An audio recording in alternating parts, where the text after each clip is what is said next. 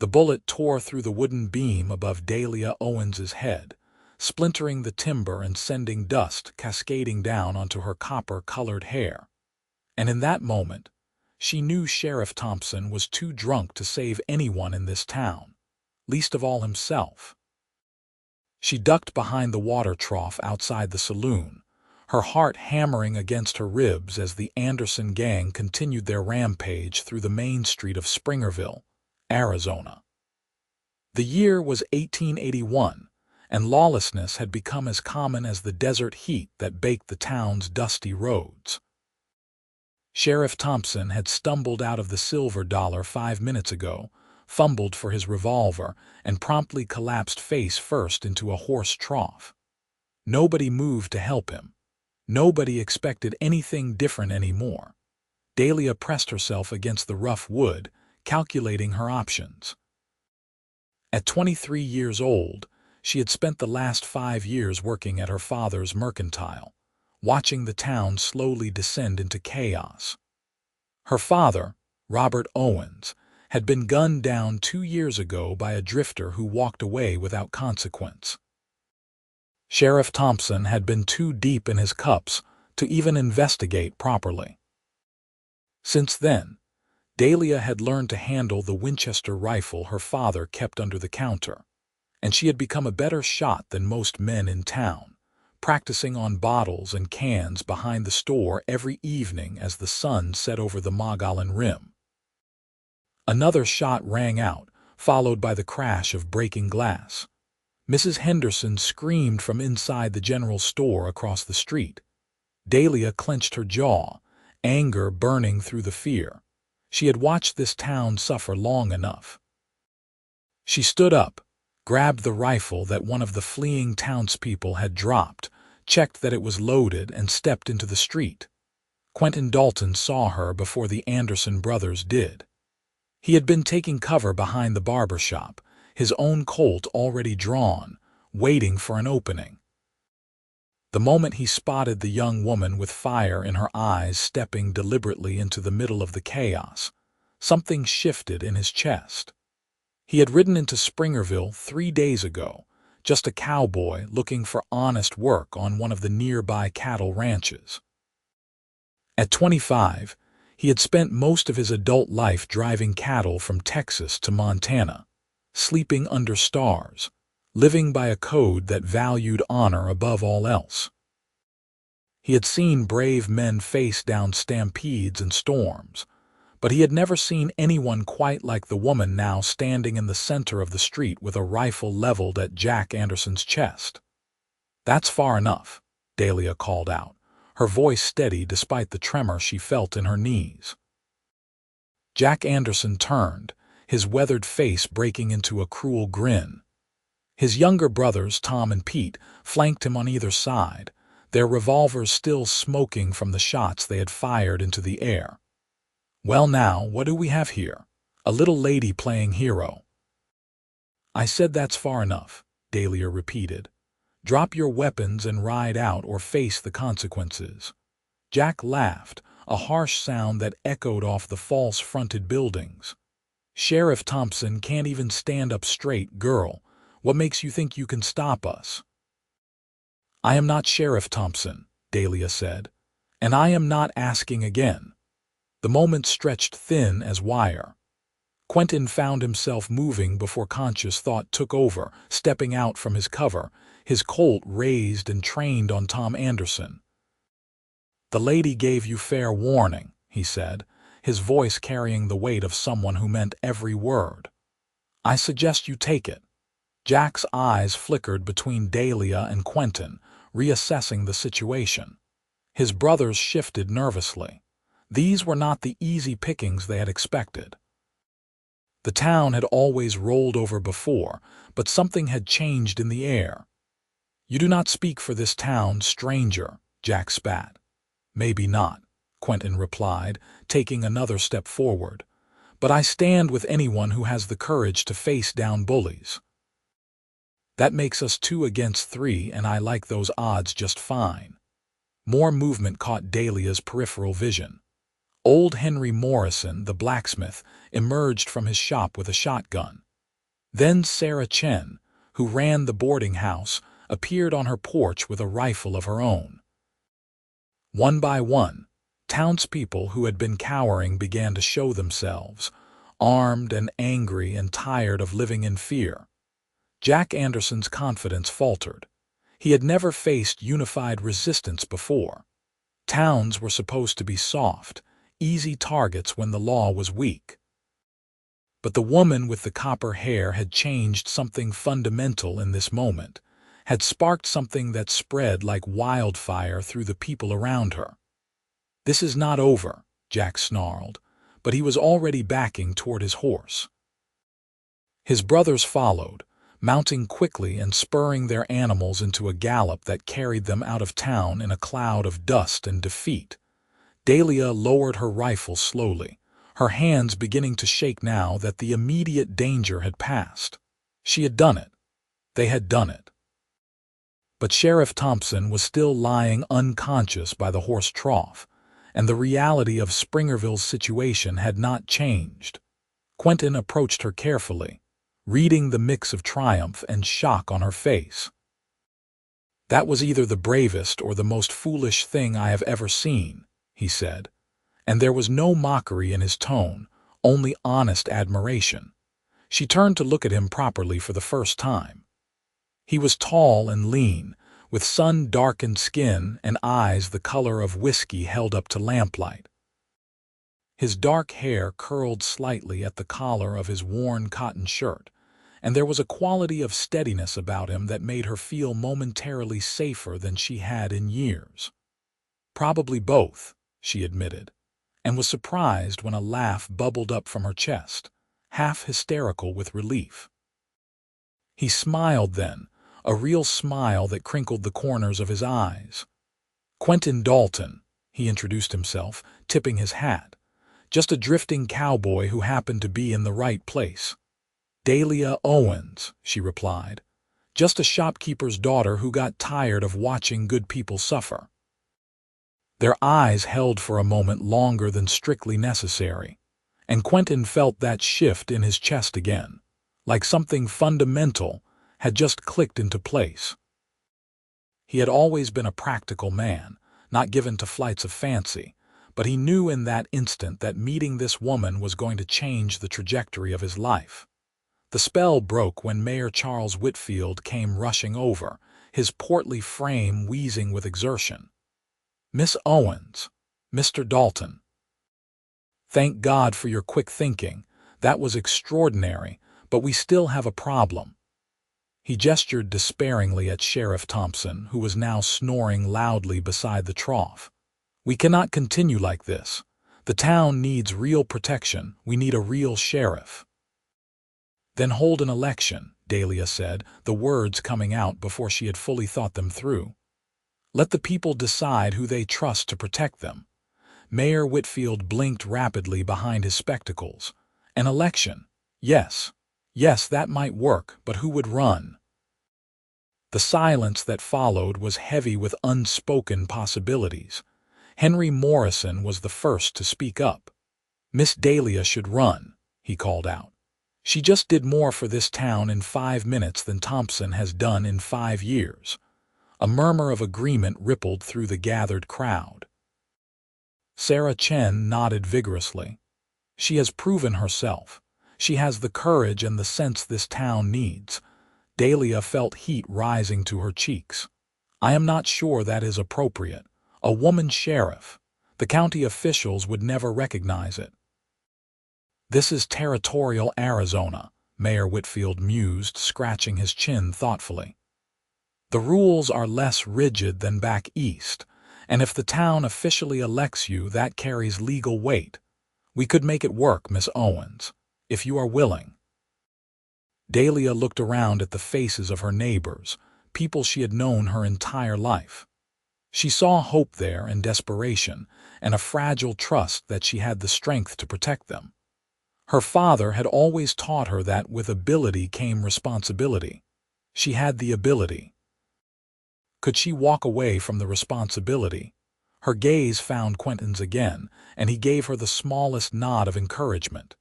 He was a stranger, yes, but in that brief moment of shared danger, they had formed a connection that felt strangely solid. "I will run," she said quietly. "If the people want me, I will serve." The election was held 3 days later. In that time, Dahlia learned that Quentin had taken a job at the Rockingham Ranch just outside town, working for old Marcus Murphy, who needed help with his growing herd. But Quentin rode into town every evening, and somehow he always found a reason to stop by Owens Mercantile before heading back to the bunkhouse.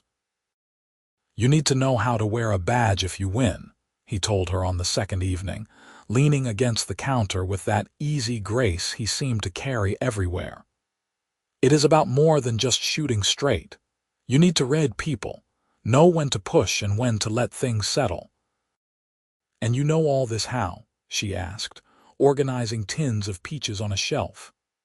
"My uncle was a Texas Ranger," Quentin said. "Spent summers riding with him when I was younger before he died stopping a bank robbery in El Paso. He taught me that keeping the peace is about respect, not fear. Fear makes people unpredictable. Respect makes them partners in maintaining order." Dahlia turned to face him, genuinely curious. "Why are you helping me? You barely know me, and you will be riding out eventually, will you not? Cowboys always do." Quentin was quiet for a moment, choosing his words carefully. "I have been drifting for a long time, Miss Owens. Following cattle trails, sleeping under different skies, never putting down roots. I told myself I liked the freedom. But watching you stand up to those men the other day, I realized something. Real courage is not about riding away from trouble. It is about standing firm for something that matters. You reminded me of that." He paused, then added more softly, "And I reckon I would like to see where this story goes before I move on." She felt warmth spread through her chest at his words. "You can call me Dahlia," she said, "and I would appreciate the help, truly." His smile was like sunrise over the mountains. "Dahlia it is, and you should call me Quentin."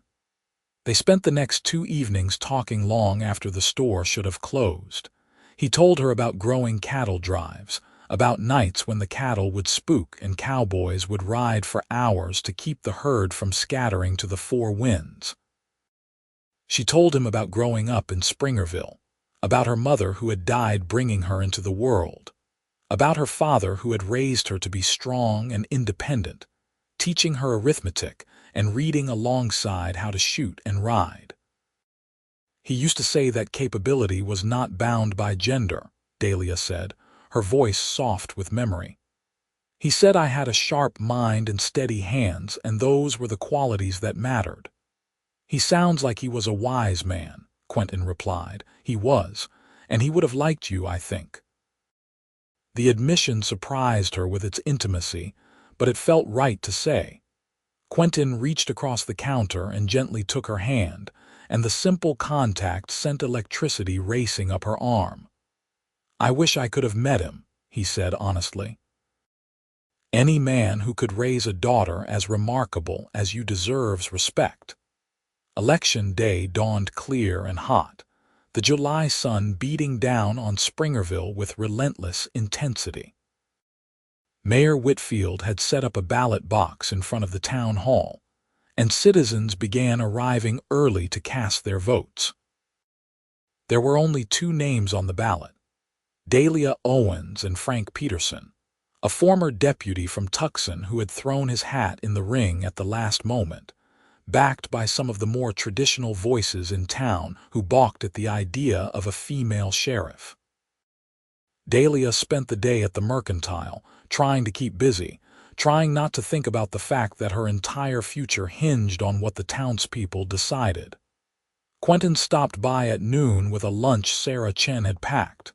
"You need to eat," he insisted, setting down the basket. "Whatever happens today, you will need your strength." "What if they do not choose me?" she asked, voicing the fear that had been gnawing at her all morning. "What if standing up to the Andersons was just a momentary flash, and people prefer the safety of tradition?"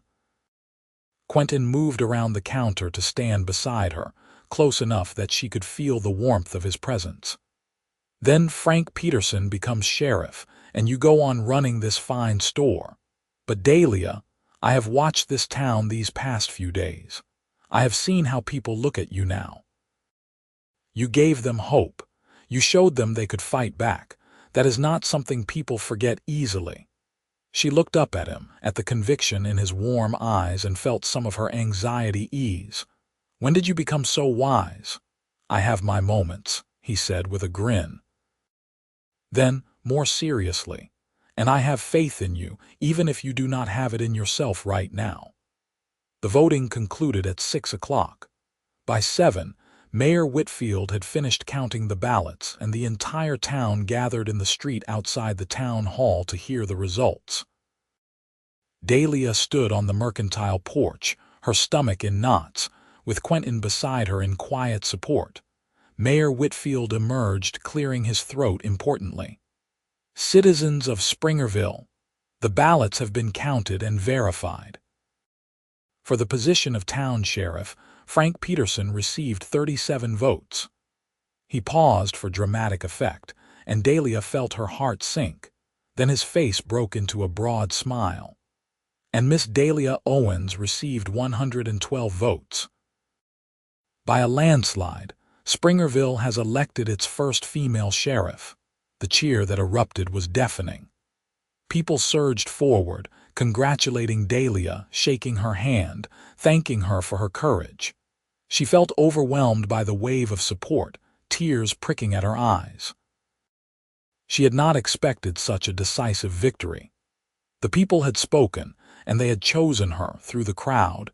She saw Quentin making his way toward her, and in his hand he carried the silver badge that had been Sheriff Thompson's. Thompson himself had left town the previous day, presumably to seek treatment for his drinking or to simply disappear in shame. The badge had been sitting in Mayor Whitfield's office, waiting for its new owner. But the mayor was caught up in congratulations, and it was Quentin who reached Dahlia first. The crowd seemed to sense something significant about the moment, and they quieted, giving space. Miss Dahlia Owens, Quentin said formally, though his eyes shone with pride and something deeper. It would be my honor to present you with your badge of office. He pinned it to her shirt carefully, his fingers lingering for just a moment over her heart. The silver caught the last rays of the setting sun, gleaming with promise and responsibility. Thank you, she whispered, only for him to hear, for believing in me. Always, he replied, and in that single word she heard a future taking shape, heard possibilities that extended far beyond this single evening. The celebration continued long into the night. Someone produced a fiddle, and impromptu dancing broke out in the street. Quentin, emboldened by the moment and the way Dahlia kept finding reasons to stand near him, finally asked what he had been wanting to ask for days. "Would you do me the honor of a dance, Sheriff Owens?" she laughed, the title still strange on her ears. "I should probably make the rounds, thank people properly. One dance," he coaxed. "Then you can be the dedicated public servant all you want." She placed her hand in his, and he led her into the makeshift dancing area. His hand found her waist, and they began to turn in time to the music, and Dahlia thought she had never felt anything quite so perfect as this moment. The responsibility of her new position was real and weighty, but right now, in Quentin's arms, she felt capable of anything. "I was not planning to stay in Springerville long," Quentin said as they danced, "but I am finding reasons to reconsider." Oh, her heart was beating faster, and it had nothing to do with the dancing. "A wise woman once asked me about cowboys always riding out," he continued. "And I have been thinking about that. Maybe it is time I stopped drifting. Maybe it is time I found a place worth staying for." "And have you found such a place?" she asked, hardly daring to breathe. He looked down at her, and the expression on his face was open and honest and full of hope. I am looking right at it." Before she could respond, a commotion at the edge of town cut through the celebration, riders approaching and fast. Dahlia immediately stepped away from Quentin, her hand instinctively moving to the revolver now holstered at her hip. The crowd quieted, anxiety replacing joy in an instant. 4 riders emerged into the circle of lamplight, and Dahlia recognized them with a sinking feeling. The Anderson brothers, plus a 4th man she did not know, older and harder looking than the others. "Heard this town got itself a new sheriff," Jack Anderson called out, dismounting. "Thought we would come back to offer our congratulations." Dahlia stepped forward, and Quentin moved with her, a silent presence at her shoulder. "You are not welcome here, Jack. You and your brothers need to leave." The older stranger dismounted as well, and there was something predatory in the way he moved. "My boys tell me you embarrass them, girl. I do not take kindly to that." "Your boys terrorized innocent people," Dahlia replied, keeping her voice level. "If they felt embarrassed, that was their own doing. Now I am asking you politely as an officer of the law to leave this town peacefully." "And if we do not?" the older Anderson asked, his hand hovering near his pistol. "Then you will be arrested," Dahlia said firmly. "Or worse if you force that outcome." The older Anderson laughed, but it was a cold sound. "You think that badge makes you something special? You think it makes you bulletproof?" "I think it makes me responsible for these people," Dahlia replied. "And I will not let you hurt them." The tension was thick enough to cut with a knife. Quentin's hand rested lightly on his own pistol, ready but not threatening. Around them, townspeople were arming themselves again, forming a loose circle. They had stood together once. They would do it again. Marcus Murphy, Quentin's employer, stepped forward from the crowd. He was a grizzled man in his 60s, but his eyes were sharp and his voice carried authority. "Ben Anderson, you are making a mistake. This town has found its spine. You cannot bully it anymore. Take your boys and ride out while you still can." Ben Anderson's eyes narrowed. "Stay out of this, Murphy." "Cannot do that," Marcus replied. "I live here now, these are my neighbors, and I stand with Sheriff Owens."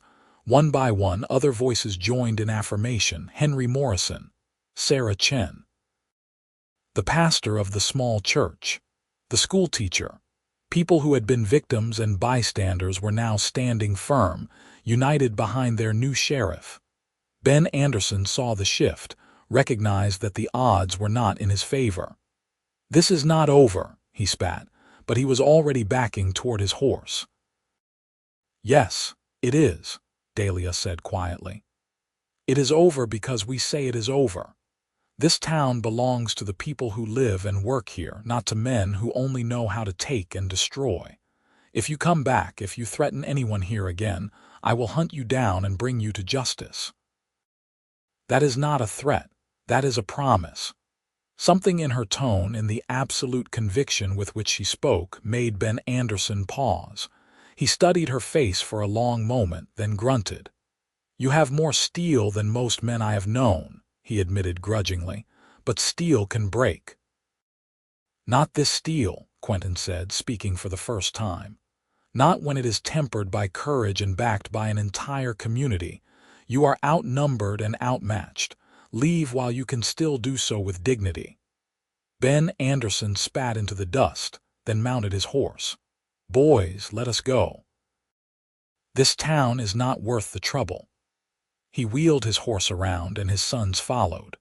They rode out into the darkness, and somehow Dahlia knew they would not be back. They were bullies, and bullies only preyed on the weak. Springerville was no longer weak. The moment they disappeared from sight, Dahlia felt her knees go weak with relief. Quentin caught her elbow, steadying her. "You did it," he murmured. "You really did it." "We did it," she corrected. "All of us."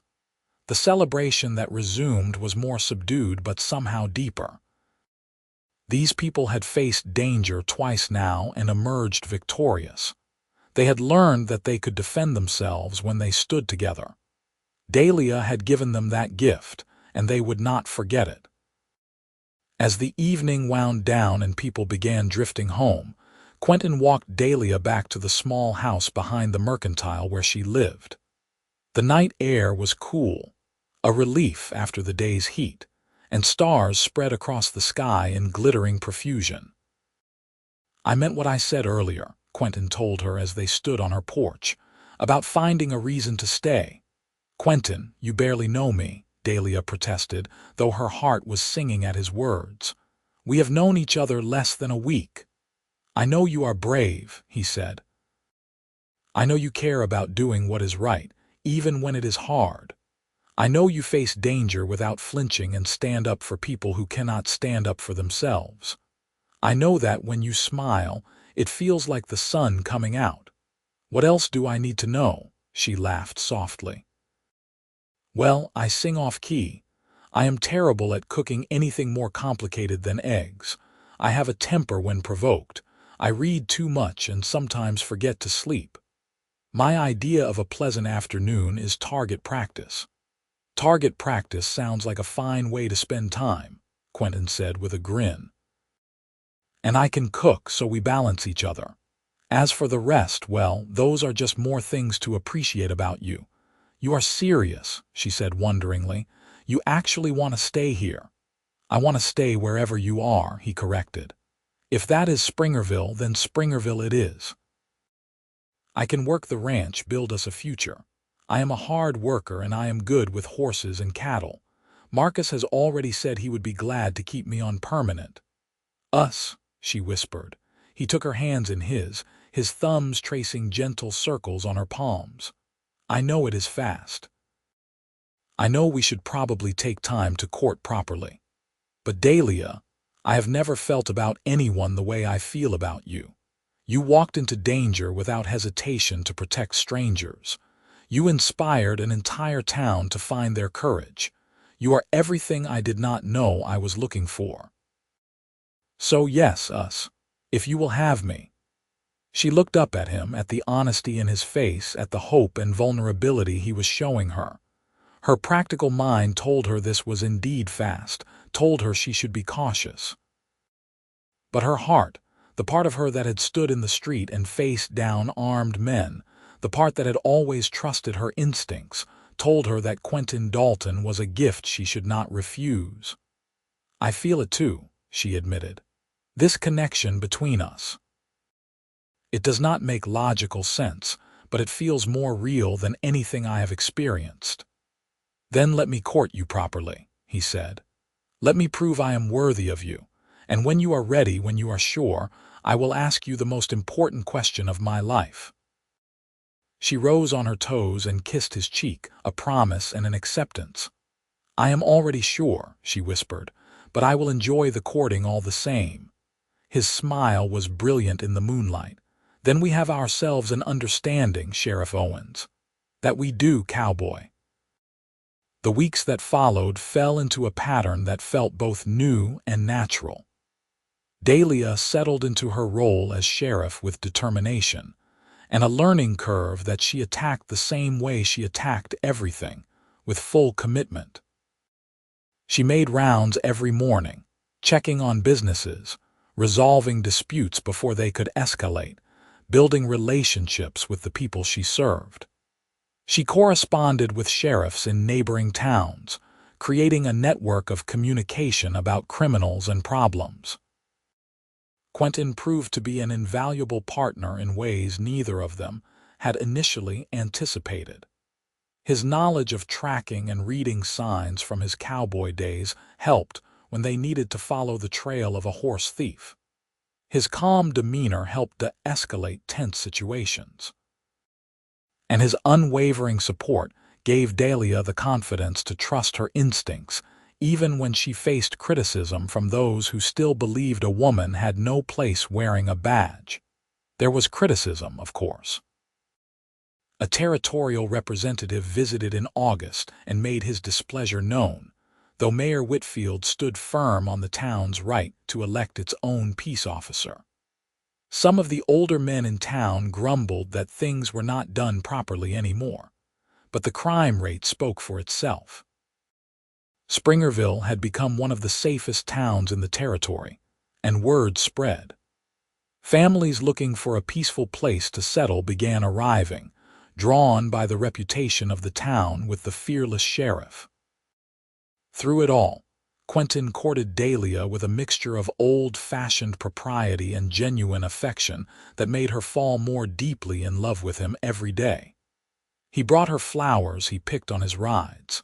He sat with her on the porch in the evenings, talking about everything and nothing. He taught her a cowboy song his mother had sung to him as a child. She taught him to dance properly, beyond the basic steps he had known. In September, they rode out together to investigate reports of cattle rustling on the Murphy Ranch. They tracked the rustlers to a canyon, and Dahlia's careful negotiation skills, backed by Quentin's steady presence and her own reputation, convinced the young men involved to surrender without violence.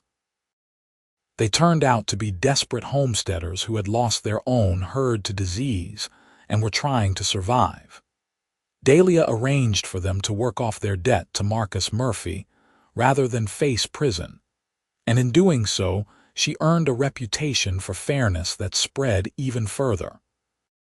"You have a gift for seeing the person behind the crime," Quentin told her that evening as they rode back to town under a sky painted orange and pink by the setting sun. "My father taught me that people are not purely good or purely evil," she replied. "Circumstances push people to do things they would not otherwise do.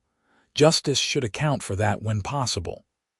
"Have I mentioned lately that I am in love with you?" Quentin asked softly, her breath caught. They had danced around the word for weeks, implied it in dozens of ways, but neither had spoken it aloud. "I do not believe you have," she managed. He reined in his horse and she stopped beside him.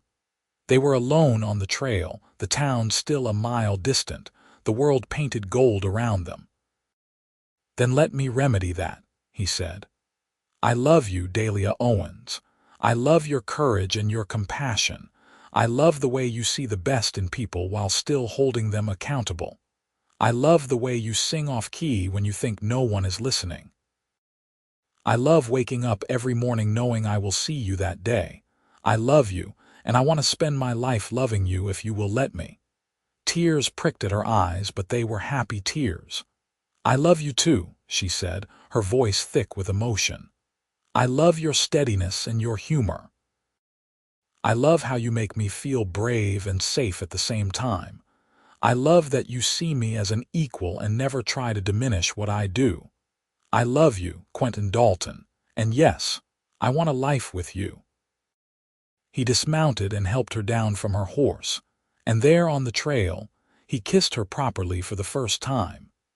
It was sweet and tender and full of promise, and Dahlia felt like her heart might burst from the joy of it. When they finally pulled apart, Quentin reached into his pocket and withdrew a simple gold band. "It was my mother's," he said. "The only thing I have of hers. My uncle gave it to me when she passed, said to save it for the right woman. Dahlia, will you marry me? Will you let me spend my life standing beside you, supporting you, loving you?" "Yes," she said without hesitation. "Yes, absolutely yes." He slipped the ring onto her finger and it fit as though it had been made for her. They stood there holding each other as the sun dipped below the horizon and the first stars began to appear, two people who had found in each other something rare and precious. They were married in October, in the small church with the whole town in attendance. Sarah Chen cried happy tears. Marcus Murphy served as Quentin's best man. Mayor Whitfield beamed throughout the ceremony as though personally responsible for the match. Even crusty old Henry Morrison admitted it was the finest wedding he had attended. Dahlia wore a simple blue dress that had been her mother's, carefully preserved all these years. Quentin wore his best shirt and a new vest purchased specifically for the occasion. When Pastor Williams pronounced them husband and wife, the cheer that went up could likely be heard in the next county. They moved into a small house on the edge of town that Marcus Murphy gifted to them as a wedding present. "Quentin is the best foreman I have ever had," he explained. "And Sheriff Owens has made this town somewhere I am proud to live. Consider it an investment in both your futures." Dahlia continued her work as sheriff, and Quentin managed the Rockingham Ranch with skill and dedication. They fell into a rhythm of married life that worked because they both respected what the other brought to the relationship. Quentin never once suggested Dahlia should give up her badge, and Dahlia never expected Quentin to give up his work. They were partners in the truest sense, supporting each other through challenges and celebrating victories together. In the spring of 1882, they faced their biggest test when a range war threatened to erupt between cattlemen and sheep herders moving into the territory. Tensions ran high, with both sides armed and angry. Dahlia spent weeks shuttling between the factions, negotiating, finding common ground, refusing to let violence break out in her jurisdiction. Quentin used his contacts from his cowboy days to reach out to reasonable voices among the cattlemen, building bridges where before there had only been walls of distrust.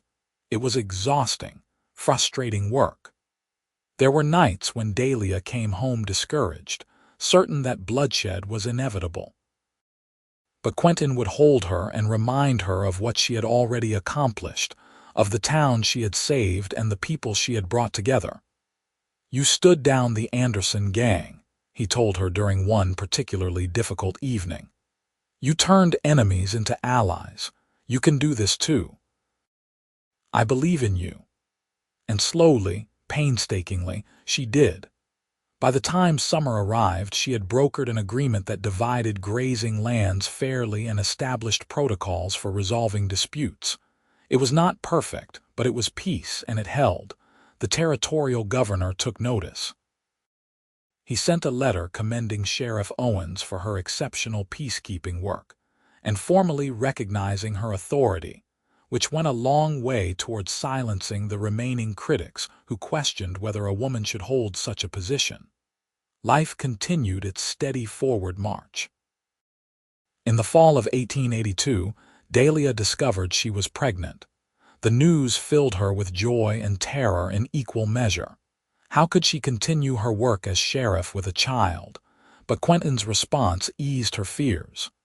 "We will figure it out together," he assured her. "Maybe you train a deputy to help share the load. Maybe you adapt your duties as needed. But you do not have to choose between being a mother and being the sheriff this town needs. You are capable of both." She did train a deputy, a young man named Timothy Brooks, who had moved to Springerville specifically because he admired Sheriff Owens and wanted to learn from her. By the time her pregnancy made riding difficult, Timothy was capable of handling most day-to-day issues under her supervision. Their daughter was born in May of 1883 during a spectacular thunderstorm that rolled across the desert. They named her Rose after Quentin's mother. She had Dahlia's copper hair and Quentin's warm eyes, and from the moment she entered the world, she was loved beyond measure. Dahlia discovered that Quentin had been right. She could be both a mother and a sheriff. It required flexibility and creativity, but she made it work.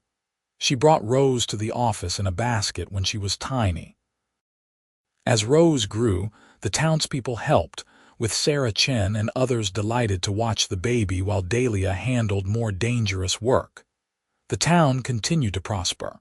More families arrived. New businesses opened. A proper school was built and a doctor set up practice. Springerville transformed from a struggling frontier town into a thriving community.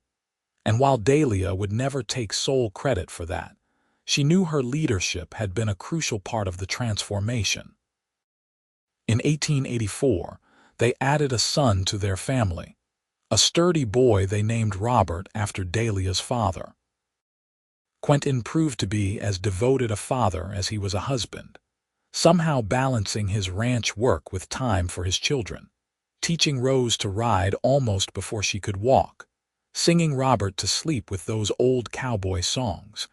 Years passed in a blur of work and family and love. There were challenges, certainly. A bank robbery attempt in 1885 that Dahlia and Timothy stopped. A drought in 1886 that tested everyone's resilience. The normal tensions and difficulties of life on the frontier. But through it all, Dahlia and Quentin faced each obstacle together, their love deepening with each passing season. In 1890, when Rose was 7 and Robert was 6, Dahlia finally decided to step down as sheriff. She had served for 9 years, longer than any sheriff in the region, and she was ready to pass the torch. Timothy Brooks, trained by the best, was elected to replace her in another landslide vote. At the ceremony where she handed over her badge, the town honored her with a celebration that rivaled her wedding. Speeches were made about her courage, her wisdom, her fairness. But the moment that meant the most was when Quentin stood up to speak. "When I rode into Springerville in 1881, he said, his voice carrying clearly across the assembled crowd, I was just a drifting cowboy with no plans to stay. Then I watched a remarkable woman step into danger to protect people she cared about, and everything changed. Dahlia did not just save this town. She saved me. She showed me what it meant to put down roots, to build something lasting, to love with your whole heart. I am the man I am today because I was lucky enough to be there the day she became sheriff, and luckier still that she agreed to share her life with me." He looked directly at her, his eyes shining. "You are my hero, Dahlia. You always have been and you always will be. Thank you for letting me stand beside you through this incredible journey." She crossed to him through the applause, tears streaming down her face, and kissed him in front of everyone, not caring about propriety or protocol. He was her partner, her love, her home. They spent the next years watching their children grow. Rose, spirited and brave like her mother, eventually followed in Dahlia's footsteps and became a deputy herself when she came of age. Robert, steady and thoughtful like his father, took over management of the Rockingham when Marcus Murphy retired. Dahlia and Quentin added 2 more children to their family, another girl and another boy, and their house was always full of laughter and life. Dahlia remained active in the community, serving on the town council, advocating for schools and infrastructure improvements. Quentin expanded the ranch operations, becoming one of the most successful cattlemen in the territory. But more than their accomplishments or their prosperity, what defined their life together was the love that had sparked that first day in the street when a young woman stood up to injustice, and a cowboy chose to stand with her. That love grew and matured, weathering storms and celebrating triumphs, creating a legacy that extended far beyond themselves. On their 25th wedding anniversary in 1906, their children threw them a celebration at the ranch. The house Quentin had built over the years was spacious and beautiful, with a wide porch where they liked to sit in the evenings, watching the sun set over the mountains. As the party wound down and their children and grandchildren gradually departed, Dahlia and Quentin found themselves alone on that porch, the same way they had spent countless evenings over the years. "You ever regret it?" Dahlia asked, leaning against his shoulder. "Giving up the cowboy life to settle down with me?" Quentin wrapped his arm around her, pulling her close. "Not for a single second," he said firmly. "I told you once that you were the place I wanted to stay for, and that has been true every day since. You gave me a purpose, a home, a family. You gave me everything that matters." "You gave me the same," she replied softly. "You believed in me when I was not sure I believed in myself. You stood beside me through everything. You loved me exactly as I was. I could not have done any of it without you." We did it together, he corrected, the same way he always did. That is what partners do. They sat in comfortable silence, watching stars emerge in the darkening sky, the same stars that had watched over them that night on the trail when they first confessed their love. 25 years of marriage, 4 children, countless challenges and victories, and through it all, the love between them had only grown stronger. "What do you think happens next?" Dahlia asked eventually. "We have built a good life here, raised our children, served our community. What does the future hold for an old sheriff and her cowboy?" Quentin chuckled. "You are hardly old at 48 and I am just 50. I figure we have plenty of adventures left in us. Maybe we travel some, see parts of the country we have never visited. Maybe we just enjoy being grandparents and watching our children build their own legacies. As long as I am with you, I am content with whatever comes." "I love you, Quentin Dalton," she said, the same words she had spoken so many times over the years, but they never lost their power. "I love you, Dahlia Dalton," he replied, turning to kiss her temple. "From the moment I saw you stand up to the Anderson gang, I knew you were special, but I had no idea just how extraordinary our life together would become. You made me believe in something bigger than myself, and I will spend every remaining day of my life grateful that you chose me." She lifted her face to his, and they kissed with the ease and affection of a quarter-century of practice, but also with the spark that had ignited between them from the very beginning.